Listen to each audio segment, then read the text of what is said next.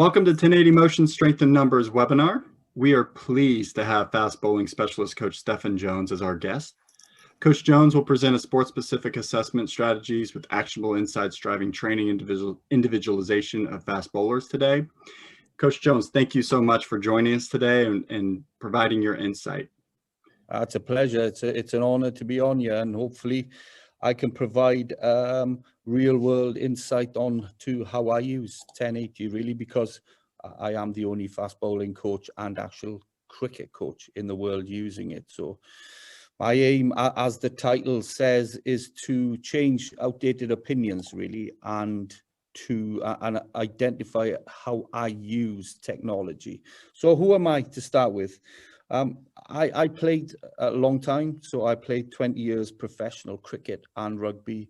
I'm the last dual professional out there, and I'm currently a fast bowling consultant, and more baseball pitchers now are actually asking for my advice.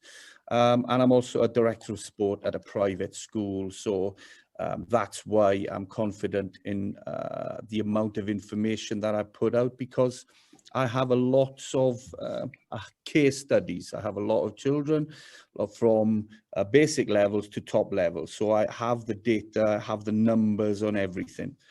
So what is fast bowling?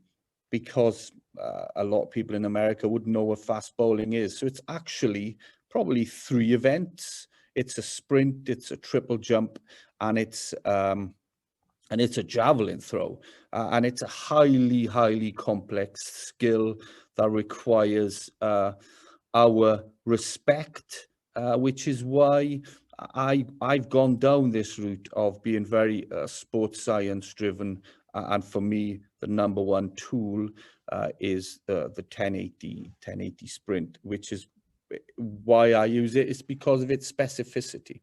So as you can see there, that's highly intricate, the sequencing of fast bowling, which we will cover in due course. So the stresses and strains on fast bowling is massive. The approach, the run up itself, they run in at 7 to 8 meters per second. We know that Usain Bolt runs at 12.27. The ground contact time and the ground reaction forces are huge, and what you have to do in bowling, you have to sprint flat out, but you have to do that throughout the day, depending on what the game you play, whether it's a short T20 game or a long format. So it demands respect. The impact zone, when you land on back foot and front foot contact time, you know, you've got 4 times body weight on back foot and 8 to 10 times on front foot contact. So you need to be able to control the collision. Force management, but specific force management is key. And I'll be straight now with my listeners, but a lot of them would be strength and conditioning coaches. A fast bowler is not built under a barbell.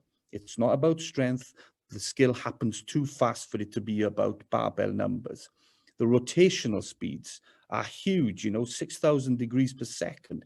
It's actually one of the most highly velocity-driven skill that you can do is swinging your arms around at nearly 6,000 to 7,000 degrees per second. So it is intricate. It demands respect and demands attention. So how I use 1080. So I use it in 3 ways: performance, development, and for profiling. So in terms of fast bowling itself, I split it into general descriptors, specific descriptors, and attractors. So the general descriptors are the 4 points we can see here. So the approach velocity, the center of mass projection on impulse, collision control on back foot, linear momentum into front foot contact, and angular sequential momentum into release. I think I've made that word up, but it sounds awesome. And then from there, those are what you need to be hitting. They are what probably others would call the KPIs. And in those, you need to train the specific descriptors. And the specific descriptors would be your sprinting technique, your jumping technique, and your throwing technique. But to achieve those, each layer of descriptors, you need to hit the attractors, the dynamic systems theory, and the attractors and the fluctuators. The attractors are the key fixed skills, and there are numerous of them in fast bowling, and your training needs to understand that specificity is the key. You know, you cannot train the intra and the intermuscular attractors in a gym. And that's why the 1080 is my #1 choice for coaching fast bowlers. I'm fortunate to have it here, but I can train kids at school, sprinting, rugby players, whatever really, hockey players, but then I use it for fast bowling. So with the intramuscular attractors, you have the abdominals. You know, the trunk is so important, and they are the muscles themselves, and then you have the within the muscle themselves, and then you have the intermuscular is the coordination between all key muscles in the bowling action. So what this slide identifies is the intricacies of fast bowling and the fact that you know, your general strength work. It doesn't matter if you follow Bondarchuk, you know, the competitive, the specific, the general. Is the only way you can train fast bowling is bowling itself. So bearing in mind those attractors, so how does it look then with the 1080? So this is the waveform at the bottom, and this to me, the keynote sequence up here is the fastest bowler and probably the best bowler in my opinion in the world, Jofra Archer. He bowls 93, 94 miles per hour, and I've been fortunate enough to assess him, to profile him using the 1080 motion. So that's why I'm confident in what I'm saying. So as you can see in the waveform, the number 1, 2, 3, 4, 5, and it's important for me to mention here that 1080 sprint has been used extensively in sprinting, but I'm the only one to do it in fast bowling. So this is my interpretation of the data based on my knowledge, my experience, and 300 bowlers. And these are what the key nodes of the bowling action that I see on the wave. It's the back foot contact. The front leg extension, number 2, is the delivery stride. Then you have the front foot initial contact, number 3. Then you have the front full support, number 4. Then you have that deceleration with gravitational momentum going into full gravitational momentum going into front foot contact. And number 5 is the swing leg retraction and the delivery. That's how I see it with the bowling action. So knowing all that data, and as I said, over 200-300 people, bowlers assessed using this profiling system for PaceLab that I have. And 1080 is used in the approach, assessing the approach, and it's used in various ways. So first thing I do, a bowler would bowl with 1 kilogram, which gives us data. It's no resistance, it gives us data. And then they go to 3 kilogram, which is a bit more resistance. And what I find is most bowlers like this resistance, like the 3 kilogram overload. It puts them into a better technical model because it becomes more about muscle then, but not too much muscle for those who are not strong enough. And then we got the 6 kilogram overload. And based on that data, then I can make guided intervention plans. You can see the difference between the heavy and the light. They also use heavy balls with the 1080 sprint. So this is so bowling. So as you've seen in the video, they're using the 1080 sprint bowling. So then all this data is collected. And then how does load impact each bowler? How does a heavy load, a light load impact the bowler? And what we've seen is that 20% of ball velocity comes from the approach. So that's why sprint bowlers need to be sprinters. They don't need to be weight trainers or Olympic lifters.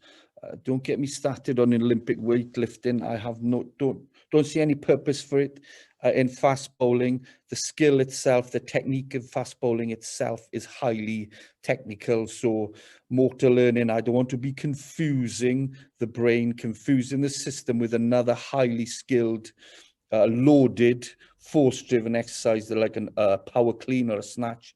If I want to improve technique, I need to be doing the skill itself, whether in part or as a whole, either overloaded or underloaded, assisted.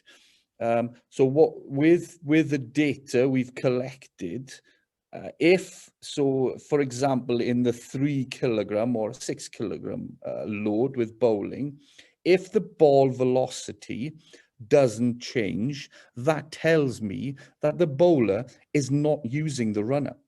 Okay, the bowler can bowl just as fast with a load that he or she can without a load. So then the intervention method straight away is sprinting. Let's get more momentum into front foot contact. The fastest bowlers in the world, which I'll cover in a minute, are the ones who are able to maintain momentum from back foot contact into front foot contact, and then up the chain from proximal to distal into the ball and into the release. So if they can bowl just as fast, which more often than not means they're knee dominant, muscle driven, which I was, then we need to improve the run up. Let's get a bit more to the run up. Let's get a couple of miles per hour at the run up. However, if the ball velocity is dropped massively, from, I think it's 10% was the number I gave it, 10% when it's loaded and unloaded, that tells me that, yes, they use their approach, because we know approach is 20% of ball velocity. However, they're not strong enough. So they need overload. They need a phase of overloading, maybe heavy walks to start with. Then we go into a contrast session where we load 10 kilograms with then contrast with 6 kilograms. And then the next phase, 6 kilogram with 2 kilogram load, with finishing with assisted work. And I'll be honest now, I don't do assisted work with the fast bowlers because I believe the force going through the front leg is too much, but I'll cover that in a minute. So this is a slide to show you the numbers, the data that I've collected. So you can see all the data there, and as it says in the bottom, the resistance needs to be 10%. And based on these numbers, then we can make an intervention plan. But it also highlights what type of bowler they are. So are they knee dominant bowler that doesn't require momentum? Or are they hip dominant bowlers, more tendon driven, more fascia driven, that require momentum? And without 1080, you don't know, you won't be able to identify these based on the profiling. So here's actually a knee dominant left armer placed for South Africa. Using the 1080. So this was a profiling session for Worcestershire County Cricket Club. So we profiled 10 bowlers, and actually on a Monday, I'm not saying it was this reason, but on a Saturday, they won the national T20 competition in the UK. So I was able to provide them with the data then of what the bowler required. Did they require more overload? Did they require more strength work? Specificity is the key. Or did they just require technical intervention? So what the beauty of the 1080 sprint is, you can overload it to a sweet spot that allows the system to gravitate towards a more efficient bowling action. I'll cover that now. But fast bowling is about restoring accelerative balance. It's not about deceleration. People get this wrong. Fast bowling is not about deceleration. Fast bowling is about maintaining acceleration. It's about swing leg retraction on front foot contact and catapulting yourself forward. It's not about braking and what they say is hitting a curb or hitting a wall and flying through. It's actually pulling yourself forward, every stride pulling yourself forward. So the descriptors, like I said, the approach velocity, center of mass projection on impulse stride, collision control, linear momentum, and angular momentum. What you do, what I did was I assessed the bowlers, where do they lie in each zone? You know, what aspect of those descriptors do they need to work in? So it's not about everyone going, get in the gym. You need mass specific force. You need to get in the gym. You need to 2 times body weight squat. Whoever came up with that number, I'm not sure. But my daughter is 10 years of age. She's on the 1080 sprint and she's improving exponentially every month by just increasing the load or the resistance and then decreasing the load. So in a wave form. So as I said, 20% of ball velocity comes from the run-up. And I firmly believe, again, based on 1080 data, that a bowler can only tolerate about 7 to 8.5 meters per second into front foot contact. That's all it can tolerate, which is about 70% of your running speed. So, and it only takes 7 strides based on Ken Clark's work and others. It only takes 7 strides to reach 70% of your max running speed.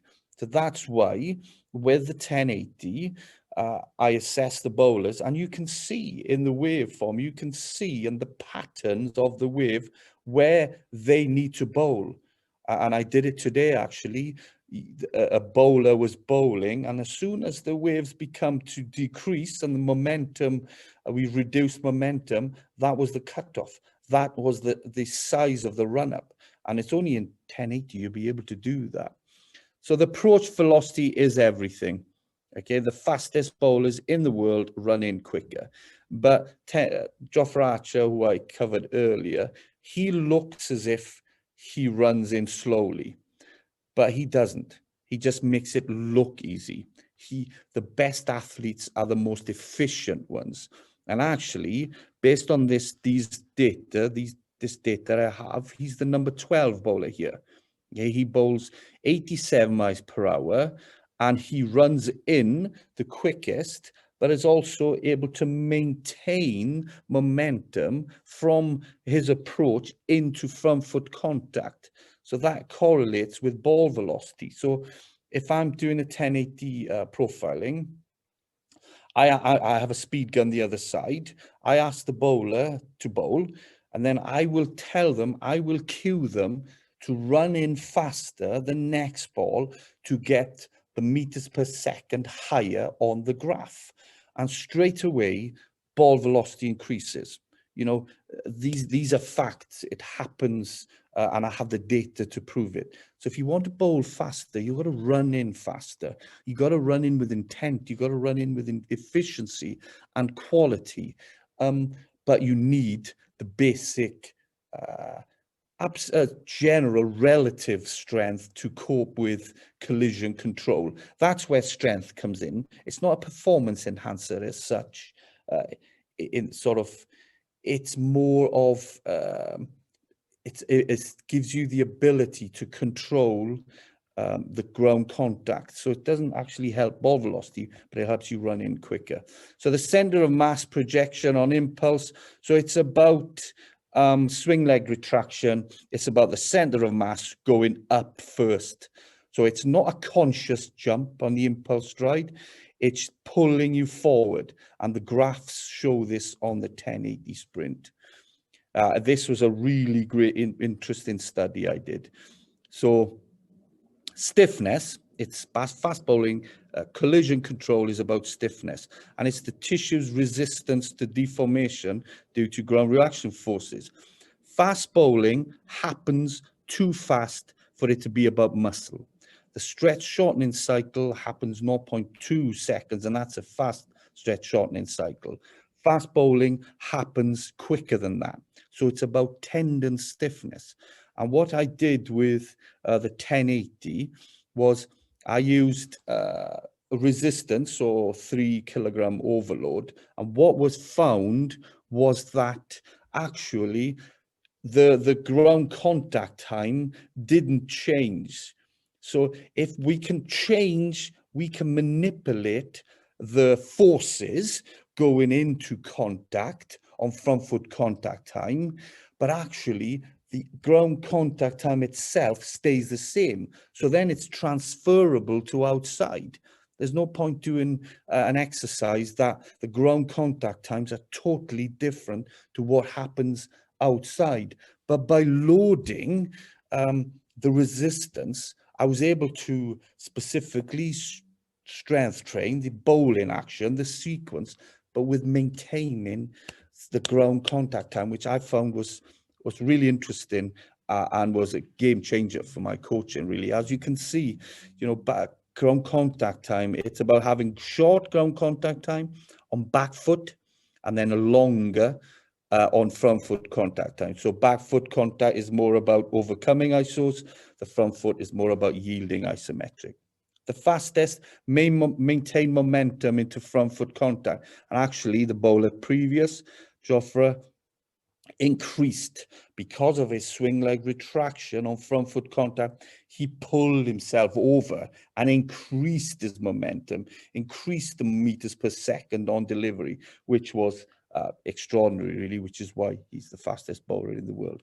But it's important to mention on front foot contact time, it's important to get a higher ground contact, but you could have higher reading because you've collapsed and you're sinking into the ground. So that's why you need to look at the bigger picture.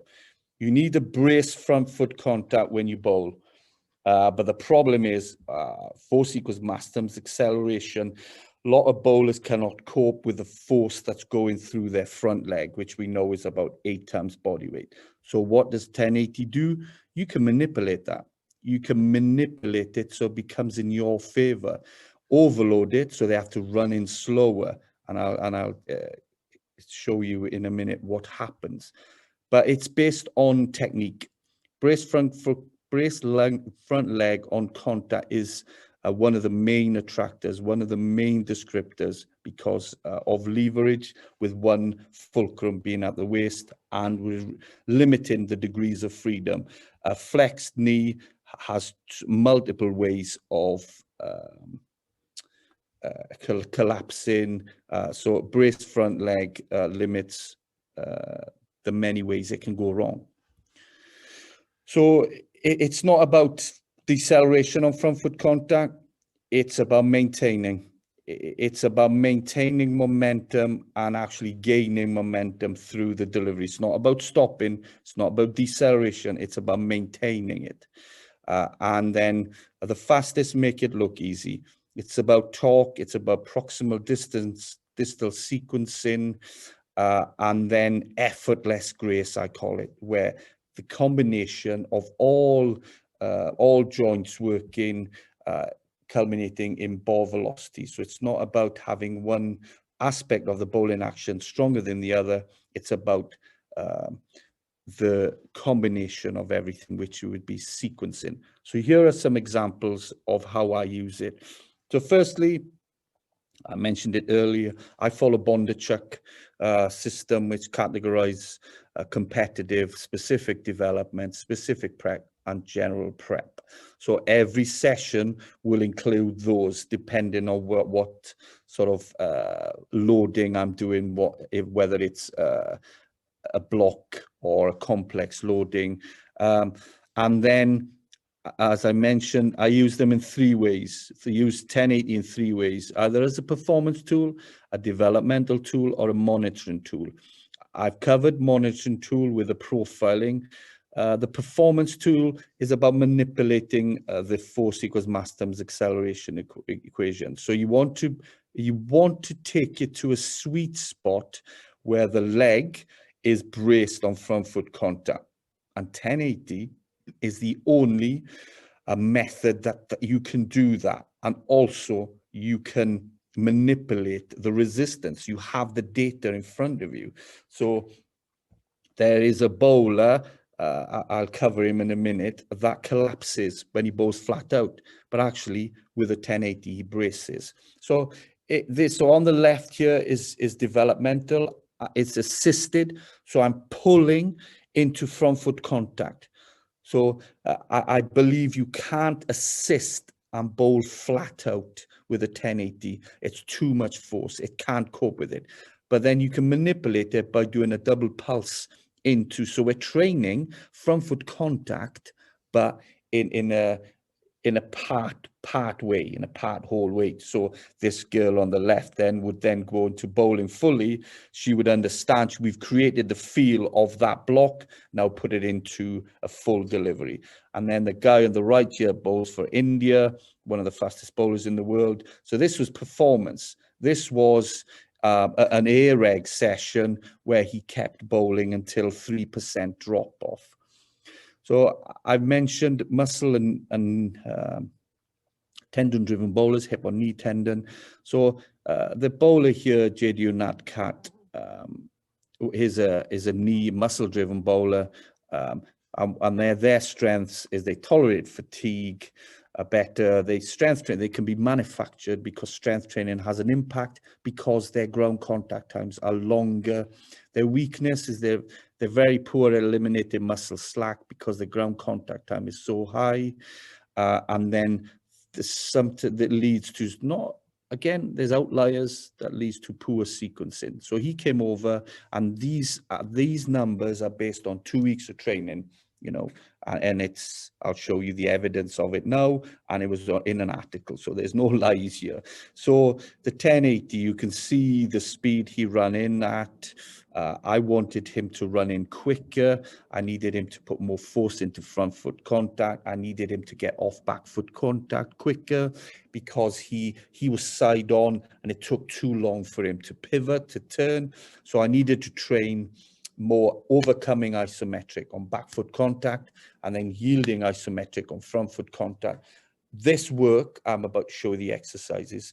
There was no squat or deadlift or any of the generic stuff you see. It was 1080 sprint with an exogen Lila movement suit on and isometric work and weighted ball work. So those numbers were the initial first session profiling. You can see here how the waves are quite thick in terms of the duration. So the ground contact time was too long for fast bowling in my eyes. So these are the exercises we did. So bowling, and a great one to mention here is I looked at his bowling and he bowled about two meters too late. The peak momentum was 2 meters earlier. So we've reduced the size of his run-up, the length of his run-up. So he went back to India with a shorter run-up and also able to put more force into the ground. He had stiffer contacts. And all this is on 1080. So we loaded the calves with exogen. We loaded the weighted vest and we fully loaded the 1080 with as high a resistance as it can go. And it was based on air egg. So we let him go until the max of the day dropped off in terms of the power, I believe it was, by 3%, as you can see then. As soon as he was unable to put 3% less force, power into the ground, we stopped the session. So we knew we were training the right capacity then. We weren't training for the sake of it. The future is air egg with a 1080, if I'm honest. So here's how it was, the 1080 air egg. I won't cover it in too much detail, but basically you have drop-offs that you need to stick to. How do you know your athlete is training what they need in a session?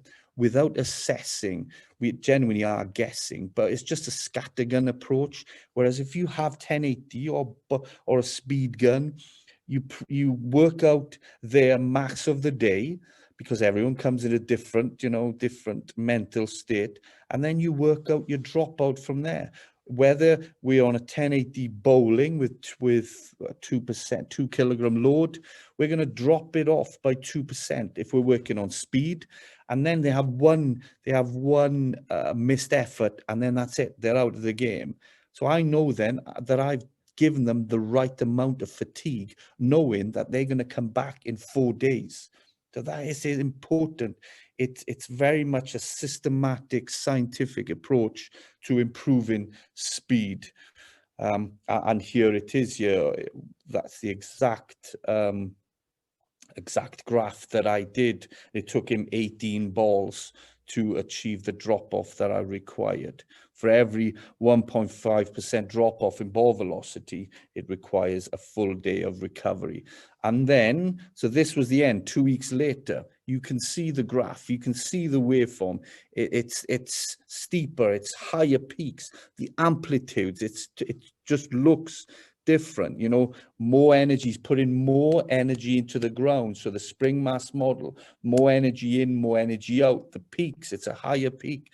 He's running in, you know, 7.22 meters per second. Previously, it was 6 point something. You can see the isometric work on back foot contact. So his left leg, because he's a left-hand bowler, is the back foot contact. It's now about 400 newtons more at the 100 millisecond. And that isn't 2 weeks. There's no squatting involved here. And the same with front foot contact. The numbers are different. And as I said, the only thing we did was isometric work, was 1080 work, whether that's overload sprinting, overload bowling, or heavy walks, heavy drags, whatever you want to call them. And that was it. And that was it. And the results were extraordinary. Okay, so there was an article in the paper about it, and the heading says it all. The heart of bowling lies in the art of running. So this guy broke the record in India. He's the leading wicket taker in the Ranji Trophy after, again, you know, there's more than one reason why someone does well. I'm not taking credit for everything, but he came here, we changed his run-up based on the 1080 data. We improved the stiffness and performance increases. Hey, that's what we want, isn't it? Surely. And then we have a fascia-driven hip dominant bowler who lacks stiffness, and you can see what happens because he's tendon-driven.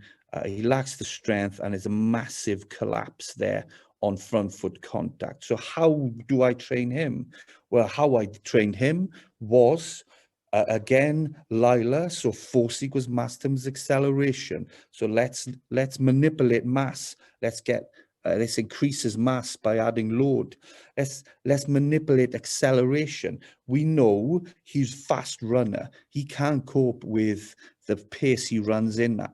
Okay, let's manipulate that. Let's slow him down to a point where he can brace. And that was, I think it was a 4-kilogram load. And then compare the bowler that left. It is frightening, the improvement. We increased the approach velocity. You know, if we go back, let's look at him here. Okay, let's look at this bowler here. Same bowler, small strides, collapsed front leg. Okay, after work, let's look at him now. You know, facts don't lie. That's an extraordinary change. He's bowling to India there. And that's from the training. You can do, we manipulated force equals mass times acceleration equation. On the left here, he's more upright because he's able to cope with the force that was going through it, which was manipulated by the 1080. So front foot contact, massive collapse, sinking, spending too long on the front foot contact and deforming under stress, under duress, under pressure of front foot contact. Here, this was actually after 2 years of work, but you can see the difference in the pattern of the waves. And, you know, you can see the difference, the comparisons here, running in like a proper sprinter. What did we do? We improved his running speed as well. So his running speed, I think, is really high.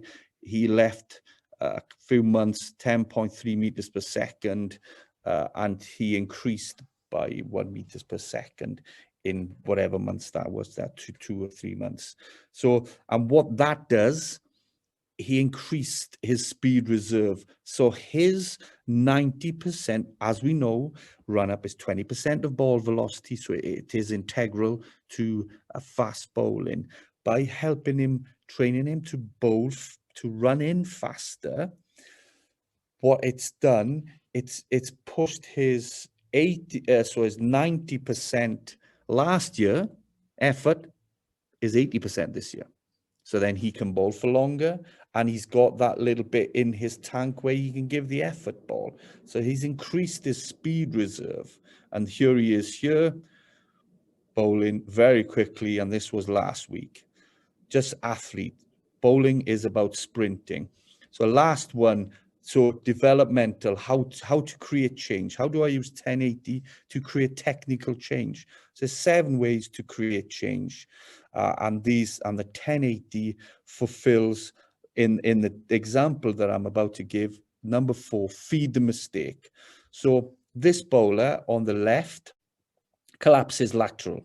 So his front leg splays out, whether it's dysfunction in his glutes, tightness in his hip, or is it a motor pattern issue? So what I did was exaggerate that flaw, feed the mistake, make it worse. So there's a middle one. So now his body is a protective organism. It doesn't want pain. It searches for safety. Our main function is to stop the brain from hitting the ground. It's not going to go somewhere where it doesn't want to go. So what if we pull him even more towards the side that he tends to go towards? He self-corrects, self-organizing system based on dynamic system theory. And again, the results speak volumes for themselves. And I wouldn't have been able to do that without the 1080. I had the data in front of me, knowing exactly what load to resist him with, because on certain resistance, he still splayed his front leg. But when you give it a bit more resistance or less resistance, he then self-corrected himself and went into a more efficient and safe technical model. So in conclusion, as you can probably tell, I'm fortunate and I'm a huge fan of 1080 Sprint.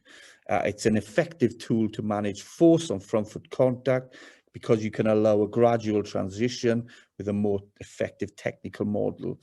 You can create change by manipulating the load. You can create technical change. For me, it's the #1 specific strength method based on the principle of overload. I've yet to do it. That's my #1 aim, and I genuinely believe it's the #1 training method for fast bowlers, assisted with a load. So exogen suit with an assisted pull from the 1080 Sprint. Watch this space for that to happen.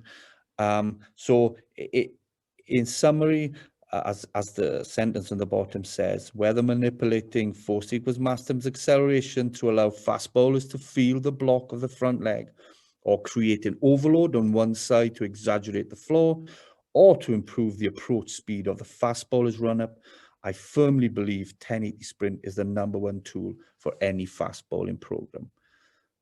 Thank you for your time. Thank you for listening.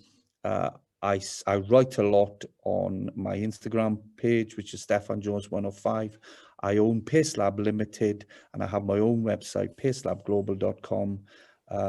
Please come and have a look. Thank you. Thank you, Steffan. That was a great presentation, I must say. I'm gonna talk a little bit, and then maybe I have a couple of questions for you, and I highlight a couple of things. I thought the approach of looking at that difference in bowling speed in relation to loading when you're coming in to decipher whether it is the sprinting capacity versus, call it, the bowling capacity. Well, overall bowling is, but you then can highlight the influence of that run-up speed, which I thought was wonderful. So I think that's something that you can. And for those of you who don't work with bowlers, or you have some other sport, using the approach of really breaking down the action that you're after and then trying to understand that and then apply some fundamental principles to the training of it, which I think would be wonderful. And Steffan and I discussed prior to this recording that we feel like maybe that is something that is missing these days, that people don't take the time to really understand the sport at hand and really break it down and then apply some training principles and Newtonian physics to it. So wonderful stuff. And then following that momentum, and I think following the speed in and looking at that continuous curve, the velocity development. And I think, have you found, because you could see some of the people were just losing, there was kind of like a steep valley. Yeah. There was like a big loss in a sense. Yeah. It's like a start-stop kind of behavior. And for motor control, we know that that's not necessarily a good thing. No. Have you, when you see that kind of curve, what are you thinking then, or what do you do? There are obviously many things feeding that, but what is it that comes to mind when you're seeing something like that? So I like the one of the first few slides stated. It's about regaining accelerative balance. So it's about, and like javelin, really, there's a big push about deceleration, and people need to differentiate between deceleration, as in stopping eccentric forces, and actually maintaining acceleration. There's a difference. And that's what those curves highlight. If they can regain momentum after front foot contact, not lose momentum, then regain it, then you can see that double dip, that double wave, that high amplitude wave following front foot contact. That is what I'm after. And that comes from, it does come from strength work, but as I said, because of ground contact times being so short in fast bowling, training has to be specific. There's no amount of flywheel training or supramaxillary eccentric or depth jump or any of those methods that can replicate the ground contact time for fast bowling, which is why, you know, having the exigency, the load and 1080 is the number one specific method. And then that's what I'm looking for. I'm keeping an eye on the graph to make sure that I regain, not lose the momentum that I've built from my run up. And also, do you I'm just curious, because we have applied that kind of principle to basketball, where we're looking at defensive slide, and if you see a deep valley in a defensive slide, we know that it's kind of like a start-stop action, where it's a continuous development of velocity. Have you seen data where you actually load them up and you said 3 or 6 kilograms? Have you seen that valley kind of becoming shallower when they're loaded heavy? Yeah, definitely. And that then highlights, that sends us in the direction that we want. Do they need more strength, or do they need more speed? Do they need more muscle work? Do they need more contractile work, or do they need more connective tissue work? And that's what those graphs would highlight for us, really. And the ideal one is, like I said, Jofra Archer, who's who bows 94 miles per hour for a reason. Exactly. And then I saw also you present obviously some speed data and and force and power data. So, you know, when you have force and power data from the sprint, that is obviously pulling force. So we have to keep that in mind when we're dealing with that. And also when you're looking at the top speed or max speed, it's over a certain interval prior to that fast bowling action, right? Yeah. So so it's very difficult. So in actual fact, the run up, the approach in fast bowling, as I said, is about 70%. So it's actually tempo running in Charlie Francis world. It's tempo running because you cannot run in, the front foot contact can't tolerate you running in any quicker than around 8. Well, I had someone today, about 8.5 meters per second. And that's tempo running speed, isn't it? And that's as much, I think, as that it needs to happen, because there needs to be time for that sequencing, for that torque, for that to transfer linear into angular. Yeah, and this makes me think about, you mentioned it too, makes me think about what we do for our javelin throwers, because that could be interesting to look at how the momentum, and then looking at the continuous data like you're doing. I think it's important, and sometimes we have a tendency to take out averages or peaks or what have you, but looking at the pattern tells a little bit of a story of how that velocity is developed. Yeah, it definitely. Sorry, and I look at the pattern more than the numbers, if I'm honest. I can see the real life data as they're bowling, and I can see the pattern, the waveform, and I can make judgment calls from that, really. And also, have you found that, well, obviously this depends on the athlete that you're dealing with, but have you found that to be a good feedback kind of coaching tool to the athlete, or do you use that at all to coach the athlete? As I said, so I had a bowler today. I'm pointing there because that's where the field is, and he's arrived from Barbados, not bowled for a lot, and he's worried about his run up, because in fast bowling, if you bowl over the line, it's a no ball. So it doesn't matter how fast you bowl, it's a no ball. So the run up, the precision of it is really important. So we worked on the 1080, and then he sat down and we could point out where he needed to bowl, the exact point where his momentum was at its peak. That's where he needed to bowl. He didn't need to go any 5 meters further. Doesn't matter what his previous run-up was. So we reduced his run-up, and he was able to sit next to me and see that for himself. So he had that cue that we were looking for. No, and I think that is a very interesting point, that you actually use that to adjust run-up, which is fascinating. And also that maintaining that linear momentum, you know, when Carl Lewis won gold medal long jumping, he just won the 100-meter sprint, so he was by definition the fastest man alive. Yeah.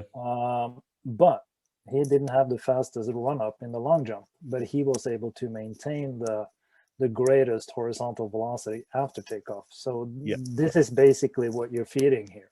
Yeah, it is the number one key determinant of fast bowling is maintaining momentum from back foot contact into front foot contact. That is the number one.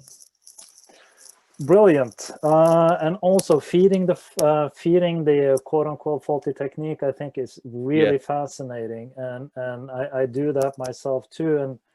And it's how that the body reorganizes if you feed the fault versus support the fault, so to speak. Yeah. And playing around with those approaches, I think there are some coaches out there that could benefit from thinking along those lines, because you'll be surprised what kind of movement emerges. Yeah, I had a pleasant surprise, and it was something that I read about, because I'm big into my motor learning theories, and I read it somewhere. And you know, with an elastic band, the problem with an elastic band is the tension is at the point where we need max momentum. So that's why elastic bands as such don't work. So as you saw in the videos, and it worked. It literally, and what's good about it is it's in data, and there was 2 other people watching as well. So you could see it did work. And the best part is that you also have videos to share with us, which is great. Yeah. So Steffan, I would like to thank you for your contribution, and I hope that people around the world will take advantage of the opportunity to actually think about how you approach dissecting your sport, and even if they don't work with cricketers, apply it to their own sport. So once again, thank you. Pleasure. Thank you. And that is the key. It's about identifying the strengths, identifying if your athlete has it, and then making a plan based on those needs, not just following a generic one-size-fits-all program. Thank you.